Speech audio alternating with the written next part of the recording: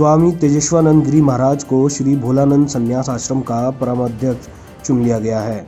रविवार को आश्रम में संतों की बैठक के दौरान सर्वसम्मति से उन्हें आश्रम का परमाध्यक्ष चुना गया। इसके अलावा स्वामी गोपालानंद गिरी सचिव, स्वामी शिव प्रकाश नंद गिरी सह सचिव चुने गए। परमाध्यक्ष चुने जाने के पश्चात संतों ने फूलमाला पहनाकर स्वामी तेजेश्वरानंद गिरी का स्वागत किया। आश्रम के परमाध्यक्ष चुने जाने के पश्चात स्वामी तेजेश्वरानंद गिरी महाराज ने सभी का आभार व्यक्त करते हुए कहा कि संत परंपरा के अनुरूप आश्रम को सेवा के प्रमुख केंद्र के रूप में स्थापित किया जाएगा। उन्होंने कहा कि संतों का जीवन ही परोपकार के लिए समर्पित होता है। ये भोलागिरी आश्रम का जो परंपरा है, इस परंपरा का ऊपर श्रद्धा और सम्मान प्रदर्शन के लिए, सम्मान और श्रद्धा को परंपरा का रक्षण के लिए और एक सही दिशा में हमारा आश्रम का उन्नति के बारे में हम सब कटिबद्ध होकर के दृढ़ संकल्प को रखते हुए ये अनुष्ठान का आयोजन हो चुका है। हम लोग एक ही काम है कि हम लोग इकट्ठे हुए, सबको जैसे मिली करी का झारी जीती नहाइला, सबको एक साथ में संघबद्ध होकर के कोटबद्ध होकर के हम लोग हमारा आश्रम का जो मर्यादा को आगे बढ़ाने के लिए और इसका विकास को वर्धित करने के लिए हम सब ये निर्णय ले लिया, ये हम लोग करेंगे। हरिद्वार से न्यूज स्टूडियो के लिए सुमित यश कल्याण की रिपोर्ट। उत्तराखंड में आज से 6वीं से लेकर 12वीं तक के सभी स्कूल खोल दिए गए हैं। इससे पहले गढ़वाल मंडल के अपर निदेशक माध्यमिक शिक्षा महावीर सिंह ने सभी शिक्षकों को जरूरी दिशा निर्देश दिए थे, जिन निर्देशों के पालन के बाद ही आज स्कूल खुल पाए। पौड़ी जनपद में भी आज से 6वीं से लेकर इंटरमीडिएट तक की कक्षाएं पहले की तरह चलने लगी हैं। स्कूल खुलने के साथ ही स्कूल प्रबंधन द्वारा बच्चों को स्कूल में प्रवेश करने से पहले उनके हाथ को सैनिटाइज किया जा रहा है। साथ ही सुनिश्चित किया जा रहा है कि कोई भी बच्चा बिना मास्क के स्कूल में प्रवेश न करे। क्लासरूम्स हैं वो पूरे अपडेट किए गए हैं, वहाँ ब्लैक बोर्ड की व्यवस्था की गई है। जितने भी कमरे थे सबको पहले सैनिटाइज किया गया है। बच्चों के लिए सुबह यहाँ पर असेंबली में ही उनकी थर्मल स्कैनिंग की व्यवस्था की गई। साथ में थर्मल स्कैनिंग के बाद उनको बच्चों का हैंड वॉश करवाया गया। चेक किया गया कि सभी बच्चों के मास्क प्रॉपर ढंग से हों, सभी बच्चे मास्क में हों। और अब चूँकि बच्चे स्कूल आ चुके हैं, अब उनके पेरेंट्स से सहमति पत्र भी लेंगे, वो सहमति पत्र के साथ ही स्कूल पहुँचे। स्कूल आके मुझे बहुत अच्छा फील हो रहा है, क्योंकि जो घर में था वो मतलब ढंग से मेरा पठन पाठन नहीं होता था, क्योंकि मेरी बहन की भी एक्स्ट्रा क्लास होती थी तो ऑनलाइन क्लास होती थी, और हमारे घर में एक ही मोबाइल है तो हमको बहुत दिक्कतें होती थी, जिस कारण मैं अपना काम नहीं कर पाता था। मेरा काम छूट जाता था। मेरा बोर्ड एग्ज़ाम है इस साल, तो मेरे को तैयारी की ज़्यादा ज़रूरत है, तो मम्मी बोलती है इसको दे दे, तो उसका काम छूट जाता था। इस कारण हमें बहुत दिक्कत होती थी। स्कूल खुलने के कारण यह हुआ कि हम अपने सुचारू काम कर पा रहे हैं अपने। पौड़ी से न्यूज स्टूडियो के लिए मुकेश बछेती की रिपोर्ट।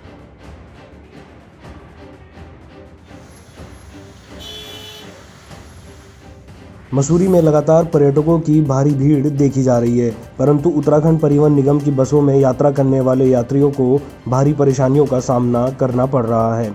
वहीं देर शाम तक मसूरी पिक्चर पैलेस और गांधी चौक पर उत्तराखंड परिवहन निगम के टिकट बुकिंग सेंटर में लोगों की भारी भीड़ देखी गई। लोग अपने नंबर के लिए काफ़ी देर तक इंतजार करते रहे, परंतु बस कम संचालित होने के कारण यात्री समय से अपने गंतव्य तक नहीं पहुँच पाए। यात्रियों का कहना है कि मसूरी में पर्यटकों की भारी भीड़ आती है। ऐसे में मसूरी देहरादून में बसों की संख्या बढ़ाई जानी चाहिए, जिससे लोग परेशान न हों। उन्होंने कहा कि सरकार पर्यटन को बढ़ावा देने के लिए बड़ी बड़ी बात तो करती है, परंतु यात्रियों को किसी भी प्रकार की सुविधाएं नहीं दी जा रही हैं। हमें मसूरी घूमने के लिए, और हम लोग यहाँ बस के लिए 1.5 घंटे से वेट कर रहे हैं, जो कि अभी मिला नहीं है सीट। हमारे बंदे लाइन में लगे हुए हैं सीट के लिए। अब देखिए कब तक मिलता है। लास्ट बस तो बता रहे हैं 6 बजे की है। एक्स्ट्रा बसेस तो लगानी चाहिए, क्योंकि मान लीजिए अब जो लोग यहाँ पे आ गए हैं, अपना होटल छोड़ दिए हैं, फिर जाके होटल लेंगे, कहाँ रुकेंगे, कैसे क्या करेंगे, ये तो कंफर्म है नहीं। तो इसलिए गवर्नमेंट को ये चाहिए कि यहाँ पे एक्स्ट्रा बसेस लगाए, जो उसकी यात्रियों की सुविधा हो सके उससे अच्छी। मसूरी से न्यूज स्टूडियो के लिए सुनील सोनकर की रिपोर्ट। गढ़वाल सांसद तीरथ सिंह रावत व केंद्रीय मंत्री डॉक्टर रमेश पोखरियाल निशंक व उच्च शिक्षा मंत्री धन सिंह रावत समेत अन्य कई अधिकारियों व नेताओं ने भी तपोवन व रैणी में आपदा प्रभावित क्षेत्र का जायजा लिया। इस दौरान तीरथ सिंह रावत व केंद्रीय मंत्री डॉक्टर रमेश पोखरियाल निशंक प्रभावित परिवारों से मिलकर उनको ढांढस बंधाया और हर संभव मदद पहुंचाने का भरोसा दिलाया। साथ ही उन्होंने आईटीबीपी, आर्मी व एनडीआरएफ के अफसरों से रेस्क्यू ऑपरेशन के बारे में जाना। Bureau report, news studio, Chamoli. Roorkee की भगवानपुर थाना पुलिस ने नकली नोट बनाने वाले गिरोह का पर्दाफाश करते हुए 3 आरोपियों को गिरफ्तार किया, जिनके पास से 27,900 रुपए के नकली नोट बरामद किए। आरोपी कलर प्रिंटर के जरिए नकली नोट बनाते थे और देहात क्षेत्रों में चलाते थे। पुलिस पूछताछ में आरोपियों ने बताया कि YouTube पर नकली नोट बनाने की विधि सीखकर उन्होंने इस काम को अंजाम दिया। घटना का खुलासा रुड़की सिविल लाइन कोतवाली में सीओ मंगलौर पंकज गैरोला ने किया। थाना भगवानपुर क्षेत्र में पुलिस द्वारा एक नकली नोट बनाने का एक गैंग को पकड़ा है, जिनके द्वारा नकली नोट बनाकर मार्केट में चलाए जा रहे थे। इसमें जो मुख्य अपराधी है वो संजय है, जो टकावरी गांव का रहने वाला है, भगवानपुर क्षेत्र का। ये पूर्व में भी नकली नोटों को बनाकर चलाने में जेल जा चुका है। तो इसके पास 27,900 रुपये बरामद हुए, जिसमें 100 व 50 के नकली नोट हैं। इन नोटों को ये मुख्यतः उन क्षेत्रों में चलाते थे जहां पर ज़्यादा जागरूक लोग नहीं रहते, मुख्यतः देहात क्षेत्र में और लेबर क्लास के लोगों के बदले में इन नोटों को चला देते। Bureau report, news studio, Roorkee. Haldwani में वैक्सीनेशन के दूसरे चरण में हल्द्वानी कोतवाली में स्वास्थ्य विभाग द्वारा पुलिसकर्मी और नगर निगम कर्मियों को वैक्सीन के टीके लगाए गए, जिसमें नैनीताल जिले के लगभग 1300 पुलिसकर्मियों को वैक्सीन लगी। इस मौके पर अपर पुलिस अधीक्षक का कहना था कि वैक्सीन लगाने से किसी भी सिपाही को किसी भी तरह की कोई दिक्कत सामने नहीं आई, इसीलिए सभी को वैक्सीन लगानी चाहिए और साथ ही अफवाहों पे ध्यान नहीं देना चाहिए। फ्रंटलाइन वर्कर्स के लिए आज से टीकाकरण अभियान की शुरुआत हो चुकी है। कोतवाली हल्द्वानी में एक कैंप लगाया गया है, जिसमें पुलिसकर्मियों के लिए और नगर निगम के कर्मचारियों के लिए ये कैंप आयोजित किया गया है। हम जितने लोग यहाँ पे खड़े हैं, हम लोगों ने ये वैक्सीन लगा ली है और लगभग आधा घंटा हो चुका है। सभी लोग स्वस्थ हैं और अच्छा महसूस कर रहे हैं। मैं सभी लोगों से अपील करूँगा कि इस वैक्सीनेशन कार्यक्रम में बढ़ चढ़कर हिस्सा लें। सभी लोग इसमें वैक्सीन लगाएं जो भी इसके पात्र हैं, और ये पूरी तरह से सेफ है। मुझे उम्मीद है कि इस वैक्सीन को लगाने के बाद हमारे पुलिसकर्मी और अन्य कर्मचारी जो भी फ्रंट लाइन पर काम कर रहे हैं, वो और ज़्यादा मेहनत से बेझिझक होकर अपनी ड्यूटी को अच्छे ढंग से संपादित करें। Bureau report, news studio, Haldwani. Chamoli के रैणी गांव के पास ऋषिगंगा में ग्लेशियर टूटने के बाद आई बाढ़ के चलते जहां एहतियात के तौर पर हरिद्वार में हर की पौड़ी के तमाम गंगा घाटों को खाली करा लिया गया था, वहीं आज हर की पौड़ी पर एक बार फिर से रौनक दिखाई दी। यहां के गंगा घाटों पर जनजीवन सामान्य दिखा। बड़ी संख्या में लोग रोज की तरह धार्मिक कर्मकांड करते दिखाई दिए। वहीं लोगों में इस हादसे को लेकर दहशत तो दिखी, लेकिन लोगों का उत्साह भी नजर आया। देश के कोने कोने से हरिद्वार पहुंचे श्रद्धालु ब्रह्मकुंड पर घूमते नजर आए। यहां आए लोगों ने देश भर के लोगों से अपील की कि उत्तराखंड पूरी तरह से सुरक्षित है, लिहाजा किसी को भी डरने की जरूरत नहीं है। नहीं, आज कोई दिक्कत नहीं है, लेकिन कल यहाँ पे बिल्कुल पूरा मेहमान बिल्कुल खाली करा दी थी सारी जगह यहाँ पे। अच्छा, कल हलचल मच गई थी यहाँ पे बहुत ज़बरदस्त, लेकिन आज कुछ नहीं है, सब नॉर्मल है बिल्कुल जैसे जनता है। सब देखो कितनी भीड़ है आपके सामने। नहीं, अब किसी के वैसे डर का कोई माहौल लग नहीं रहा। प्रशासन ने बहुत बढ़िया ध्यान रखा कि ऐसी कोई वो नहीं है दिक्कतें आने में। श्रद्धालु कोई घबराए नहीं, यहाँ आए और देवी की इसमें आते रहे। हरिद्वार से न्यूज स्टूडियो के लिए सुमित यश कल्याण की रिपोर्ट।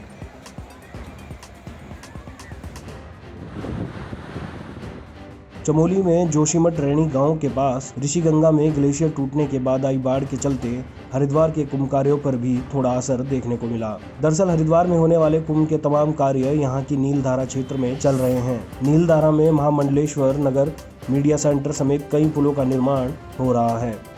रविवार को हादसे की सूचना के बाद इन सभी कार्यों को रोक दिया गया था और यहां काम कर रहे तमाम मजदूरों को नीलधारा से हटा दिया गया था, लेकिन हालात सामान्य होने के बाद एक बार फिर सभी कार्य शुरू हो गए हैं। अधिकारियों के अनुसार कुंभ कार्यों में किसी भी प्रकार की कमी नहीं आने दी जाएगी। और तय वक्त पर सभी कार्य पूरे होंगे। रविवार को सूचना के बाद कुछ देर के लिए इस क्षेत्र को मजदूरों और कर्मचारियों से खाली करा लिया गया था, लेकिन एक बार फिर इन सभी क्षेत्रों में कार्य तेजी के साथ शुरू हो गया है। कोई प्रभाव नहीं पड़ा है और चूँकि जैसे ही सूचना मिली थी हम लोगों ने वहाँ से हमारे जो लेबर के लोग थे, हमारे इंजीनियर्स थे या हमारे अन्य जो हमारे कार्य चल रहे थे उन लेबर्स को हमने हटा लिया था सुरक्षा के दृष्टि से।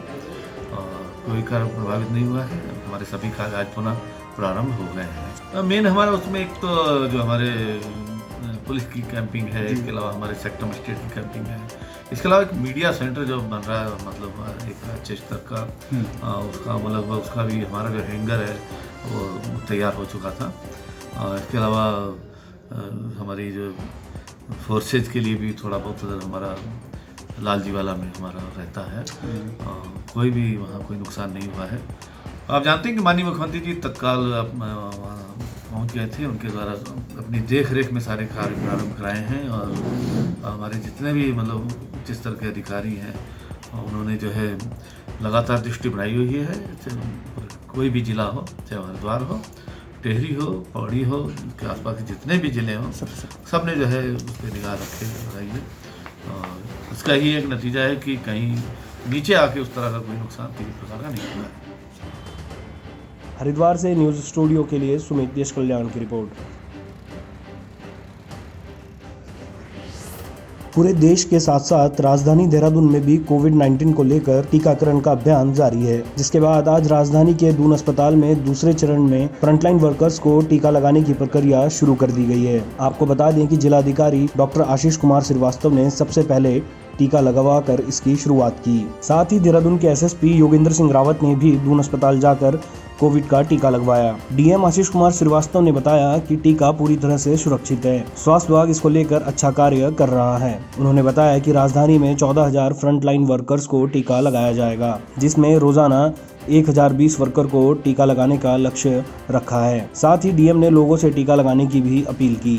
देखिए, टीका जो है वो बिल्कुल सुरक्षित है और मुझे बिल्कुल इस समय कहीं कोई दिक्कत नहीं है और ज़्यादा से ज़्यादा लोग जिनका नंबर आता है पहुंच करके टीका लगवाएं और इसके बाद 28 दिन बाद जो है इसकी दूसरी डोज भी लगाई जाएगी उसको। और जो स्वास्थ्य विभाग है बड़ा प्रोफेशनली आज मैंने देखा काम किया इन लोगों ने और बहुत इजी है। इवन टीका लगाते समय पता भी नहीं चला कि जो है वैक्सीनेशन कर दिया गया है, तो ये बहुत अच्छी बात है, सुरक्षित है पूरी तरीके से। और हम सभी लोगों को टीका इसलिए लगवाना चाहिए कि कोई भी एक व्यक्ति भी जो टीकाकरण किया जा रहा है, जो कोविड के अगेंस्ट लड़ाई है, उसमें पीछे न रहे, सब साथ मिल कर के करें। आज फ्रंट लाइन वर्कर का जो है टीकाकरण शुरू किया गया है और मैंने टीका सबसे पहले लगवाया है और इससे मैं सोचता हूं कि जो और फ्रंट लाइन वर्कर हैं और आगे आएंगे और टीका लगवाएंगे। Bureau report, news studio, Dehradun. Uttarakhand में पूरे 10 महीने बाद कक्षा 6 से लेकर 12वीं तक के स्कूलों को आज से खोल दिया गया है। आपको बता दें कि कोरोना काल के दौरान मार्च से सभी स्कूलों को बंद कर दिया गया था, जिसके बाद हाल ही में हुई कैबिनेट बैठक में स्कूलों को खोलने की मंजूरी दे दी गई थी, जिस पर शिक्षा मंत्री अरविंद पांडे का कहना है कि कक्षा 6 से लेकर 12वीं के स्कूलों को पूरे एहतियात के साथ आज से खोला गया है। उन्होंने कहा कि 15 से 20 दिन के बाद फीडबैक लिया जाएगा, जिसके बाद भारत सरकार द्वारा जारी गाइडलाइन के अनुसार कक्षा 1 से लेकर 5वीं तक के स्कूलों को भी जल्द से जल्द खोला जाएगा। कोविड-19 विश्व की बहुत बड़ी चुनौती है और हम ये कह सकते हैं कि अभी कोविड-19 की समस्या से हमको निजात अभी नहीं मिला है, अभी ये बीमारी ख़त्म नहीं हुई है। और शिक्षा के साथ साथ बच्चों का जीवन भी सरकार की पहली प्राथमिकता है कि उन पर कोई खतरा नहीं आना चाहिए। इसी नाते समय को देखते हुए हम लोगों ने कक्षा 6 से लेकर 6, 7, 8, 9 और कक्षा 11 इसको हमने खोला है और आज पहला दिन है। आज 10 महीने बाद हमारे स्कूल विद्यालय ये खुल रहे हैं। मैं बच्चों को शुभकामना देता हूँ, अध्यापक बंधुओं को, अभिभावकों को, सबको शुभकामना देता हूँ कि बिना किसी बाधा के हमारे बच्चों के स्कूल संचालित रहें, कोई दिक्कत ना आए। और जैसे ही 10-15 दिन का एक अनुभव आने के बाद, क्योंकि कक्षा 1 से लेकर 5 तक के जो बच्चे हैं ये बहुत छोटे हैं, तो 15-20 दिन का अनुभव आने के बाद और जैसे ही हमको भारत सरकार की गाइडलाइन प्राप्त होगी उसके पश्चात ही बच्चों को, छोटे बच्चों को स्कूल खोलने के बारे में सोचेंगे। Bureau report, news studio, Dehradun. पहाड़ों की रानी मसूरी में कोरोना वैक्सीन के दूसरे चरण के तहत मसूरी नगर पालिका में कार्यरत स्वच्छता कर्मचारियों को वैक्सीन लगाने का कार्य शुरू किया गया। इसको लेकर स्वच्छता कर्मचारियों में खुशी की लहर दिखी। उन्होंने कहा कि सरकार द्वारा कोरोना संक्रमण के दौरान फ्रंट लाइन में काम करने वाले लोगों को खासी तवज्जो दी जा रही है, जो कि काफ़ी अच्छी बात है। और इसी के तहत मसूरी में भी स्वच्छता कर्मचारियों को कोरोना वैक्सीन लगाई जा रही है। सेकेंड फेज का वैक्सीनेशन कोविड का शुरू हुआ है। इसमें हमारे नगर पालिका के कर्मचारी लगभग 100 आदमियों का लिस्ट में नाम है और सबसे पहले मैंने ही वैक्सीन लगवाई है अपने पे, उसके साथ ही हमारे सारे कर्मचारी लगा रहे हैं और अच्छा है। सरकार ने इसमें जो पहल की है अच्छा है, तो ज़्यादा से ज़्यादा लोगों को इसका लाभ मिलना चाहिए, यही कहेंगे। कोई दिक्कत नहीं, मुझे लगभग आधा घंटा भी हो गया यहाँ पर रेस्ट करते हुए, तो कोई दिक्कत नहीं। नगर पालिका में जो स्वास्थ्य विभाग है उनके कर्मचारियों को लगा दे रहे हैं। इनकी 100 लोगों की लिस्ट हमारे पास आई है और अभी तक 20 लोग लगभग आ चुके हैं और चल रहा है। थोड़ा बहुत डर रहे थे लेकिन उनको समझाया हमने, ऐसा कोई डरने की बात नहीं है। हम लोगों ने पहले लगाया है, स्वास्थ्य विभाग ने पहले लगाया, तो किसी को कोई दिक्कत नहीं हुई। हमने पिछले 1 तारीख को लगा दिया था, आज तक बिल्कुल ठीक है, कोई प्रॉब्लम नहीं है। मैसेज यही है कि जिनका भी नंबर आता है वो लगाइए, कोई डरने की बात नहीं है, बेफिक्र होकर लगाइए। मसूरी से न्यूज़ स्टूडियो के लिए सुनील सोनकर की रिपोर्ट।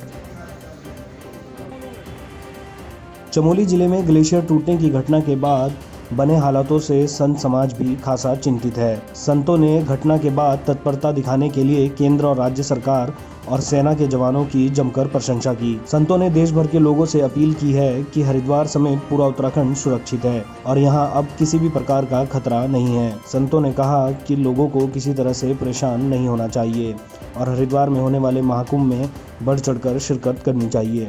नहीं, कुंभ में आने में कोई दिक्कत नहीं है। देखिए, हमारा कुंभ आना है, मेला और ये आपदाएं तो होती रहती है, हम उत्तराखंड में भी होती रहती है, इससे पहले भी होती रही है, इसमें कोई दिक्कत वाली बात नहीं है और हरिद्वार में कोई दिक्कत नहीं है। देखिए, सरकार ने तो काम अच्छा किया है और काम आगे भी अच्छा ही होगा। अभी कुंभ आने वाला है, मार्च से हमारा कुंभ शुरू हो जाएगा। भाई कोई दिक्कत वाली बात नहीं। सभी जितने भी श्रद्धालु है, जनता है, जो भगत है, जितने भी लोग हैं जो देश विदेश से आने हैं, सब आएंगे। मेला होगा, भव्य मेला होगा, दिव्य मेला होगा। माँ गंगा माई की बड़ी असीम कृपा रही, भोलेनाथ की बड़ी असीम कृपा रही।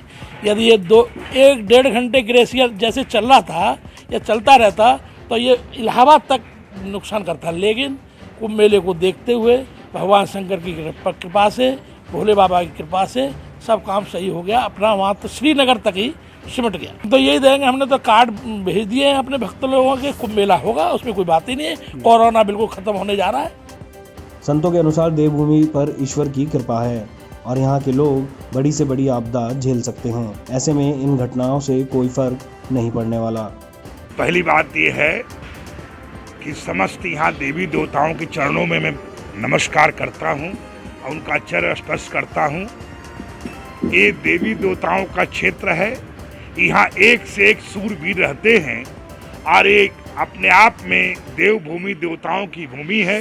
तो किसी प्रकार से आप इसको असुरक्षित तो कभी कल्पना ही मत करेंगे कि कभी उत्तराखंड असुरक्षित था, न कभी जिंदगी में था, न है, न कभी कोई कल्पना कर सकता है। इसलिए आप लोग निर्भय होकर अपने कुंभ मेले में आइए और तमाम यात्राएं, तमाम भगवान बद्रीनाथ, केदारनाथ, यमुनोत्री अनेक प्रकार की सब कुछ एकदम सुरक्षित है। आप यात्रा का अपना प्रोग्राम बनाइए, टिकट बुक कराइए, सारा काम कराइए, निर्भय होकर आप हरिद्वार के लिए आगमन का प्रस्थान करें और आपका पूरा उत्तराखंड, हरिद्वार, साधु समाज, कुंभ मेला आपका इंतजार कर रहा है। हरिद्वार से न्यूज़ स्टूडियो के लिए सुमितेश कल्याण की रिपोर्ट।